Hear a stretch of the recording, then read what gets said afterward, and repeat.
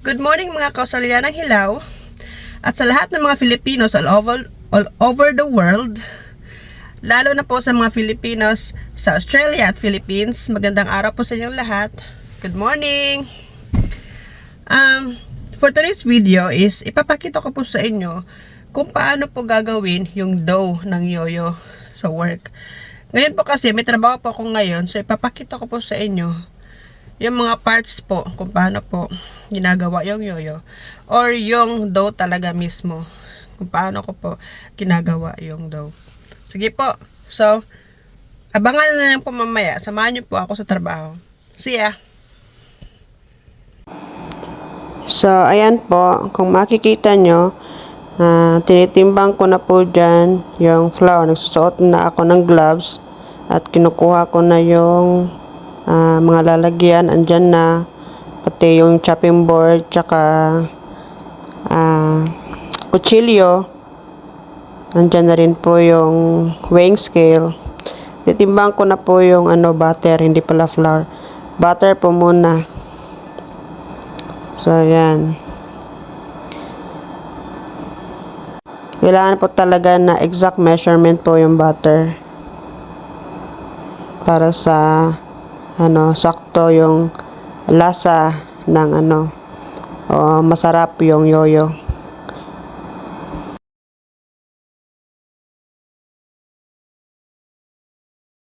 Tapos hiwain ko na po yan.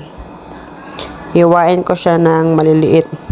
Kung makikita nyo po, gubundok na po yung butter kasi iba po yung nag-cut. Medyo maliit yung pagkakat niya. Tapos yan po, nag-start na po dyan ako na maghiwa-hiwa ng butter na maliliit para po madali po siyang ma-mix sa mixer. Madali po siyang mahalo doon sa flour o sa dough. Para madali po siyang maging dough. Kaya ginaganyan ko po yan paghiwa. Nililiitan. Mga kino-cubes ko po siya paghiwa. Nagkikipagtsikahan po ako dyan sa kasamahan ko po. Nagkwento po ako dyan. Nagmamarites po ako dyan. So ayan po, nihiwa ko na po yan.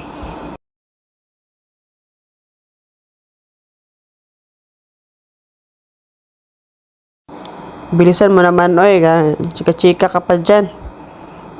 Oh, chika-chika pa talaga, oh. Marites ka talaga, ha. Ano kayong minamarites mo dyan? Bilisan mo. Ang oras, tumatakbo. Oh, chika pa talaga, oh.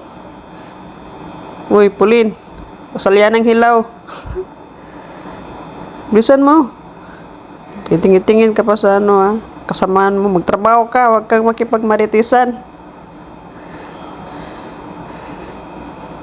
Eyes on the butter, not on your coworker. May mukha, oh. Sus.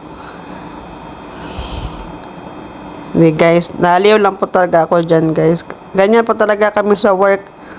Nagchichikahan po talaga kami, nagkwekwentuhan ng kung ano-ano about sa life. Kasi po sobrang kung lagi po kasi trabaho, kung masyadong seryoso ka po sa trabaho, parang maboboard ka po, madali ka pong maboard. Kaya kailangan din po na tumawa because laughter is the best medicine. Ika nga, para hindi ka madaling magkasakit sa heart. Kaya tawa mo na lang yan.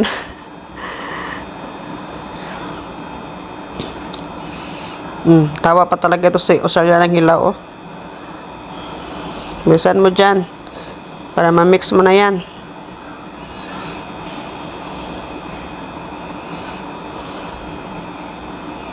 Oh, tawa na naman. Tsaka dapat, guys, pag maghiwa kayo ng or kung gumamit kayo ng kutsilyo, dapat talaga tingnan nyo yung mga kamay nyo, baka mahiwa pati yung kamay nyo. Hindi, mahirap pa naman masugatan. Dati nasugatan na ako dyan guys. Nahiwa ko yung kamay ko, daliri ko, pero konti lang naman yung pagkahiwa. Grabe talaga yung mahirap basta magdugo yung kamay mo.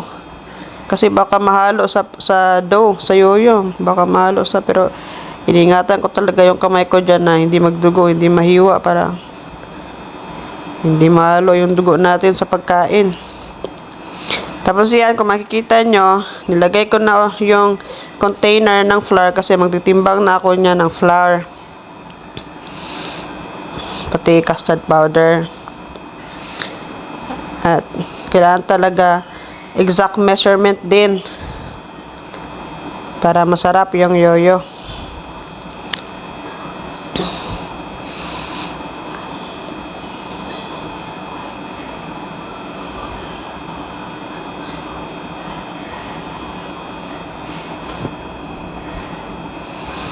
Binabawasan ko konti kasi para ang lumagpas sa measurement. Kailangan talaga bawasan, hindi okay lang na sumobra ng konti lang.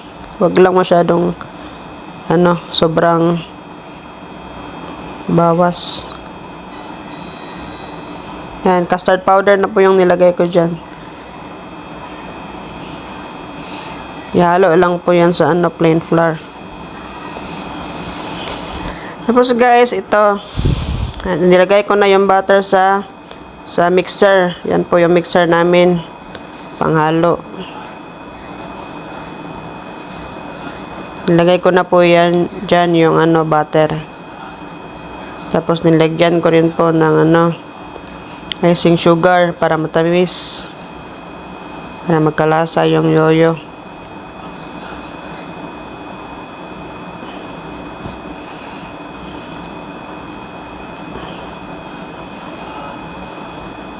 Tapos inangat ko, sinarado, tapos in-start yung timer.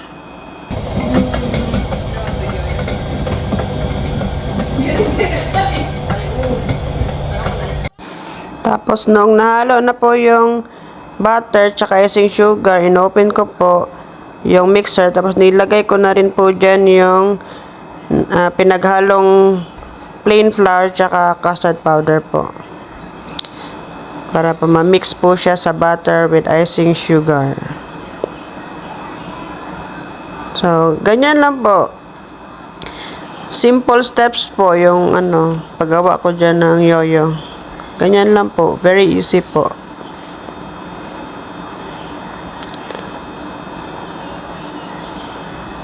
Tapos, inangat ko naman, sinarado. Tapos, in-start na rin yung timer. Uy, sumabog yung flour guys. Ganyan talaga, yung mixer minsan sumasabog yung flour. Tapos yan, nung nahalo na po lahat, yung flour, butter, icing sugar, custard powder, yan, ganyan po yung itsura niya. Yan na po yung dough natin para sa yoyo. Medyo sticky po siya yung dough niya. Medyo mahirap po siya kunin.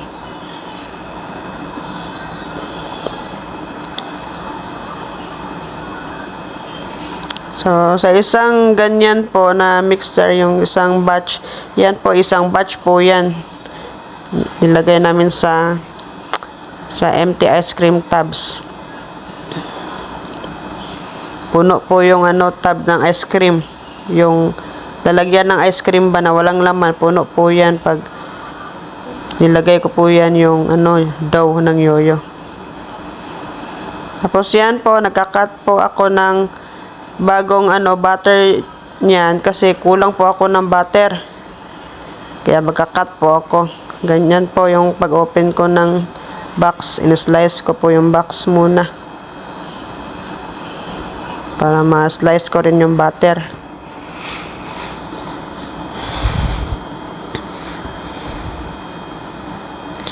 Tapos yan, binuksan ko po yan. May nakadikit na plastic po. Yan po, po yan 5 kilos. 5 kilos na butter po yan. Medyo, po yan, medyo matigas kasi po frozen po siya. Hindi naman siya sobrang frozen. Ganyan po yan pag ilagay sa cool room. Ganyan po yung texture. Matigas po i-cut yung butter.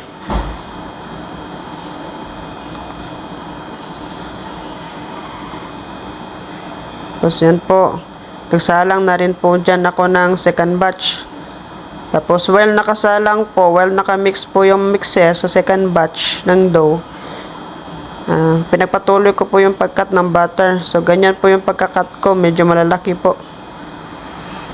Ganyan po.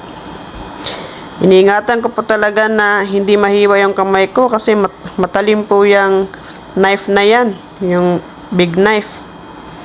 Mahirap naman pag mag-work tayo na nagdugo yung kamay natin or daliri natin. Mahirapan po tayo sa pagtrabaho, kaya ingat-ingat po tayo dyan.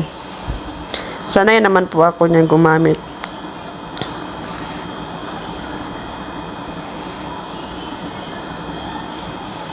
Ganyan. Yan po yung pagkakat ko ng butter, medyo malaki. Para madali pong maubos yung pagkat ko ng butter, madaling matapos ba.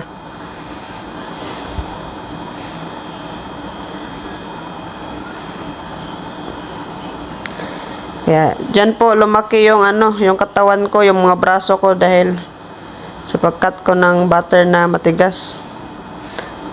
Kailangan po talaga na may force tayo, may power. Kasi po, pag sobrang payat ka po, wala ka pong energy, hindi mo po to kaya. Kailangan po sa trabahong to, dapat kaya mo. Kasi dito sa Australia, mga trabaho dito medyo mahirap, kaya dapat kayanin, kumain ng tama, huwag sobrang diet. Kasi pag mag-diet ka po, wala ka pong energy. Kaya ako, kakain talaga ako ng breakfast. Yung iba, kaya naman nila na hindi sila mag-breakfast. Pero ako, kain talaga ako ng rice kasi rice is source of energy. Rice or bread. Kitams nyo po. Kitams. Medyo matigas po yung butter.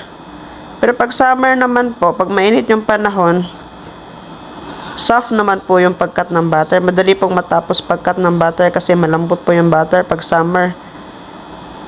Yung weather po ngayon is hindi masyadong malamig, hindi rin masyadong mainit.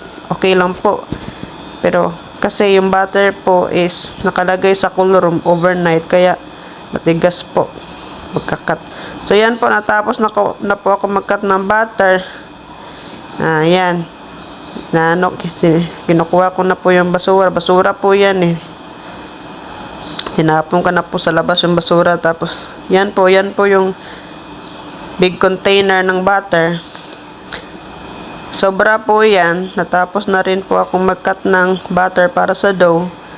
Kaya, sinisealed ko na po siya ng gliding wrap para ilagay po yan sa cool room. So, yan po. Patapos na po ako niyan. Salamat po sa inyong panonood.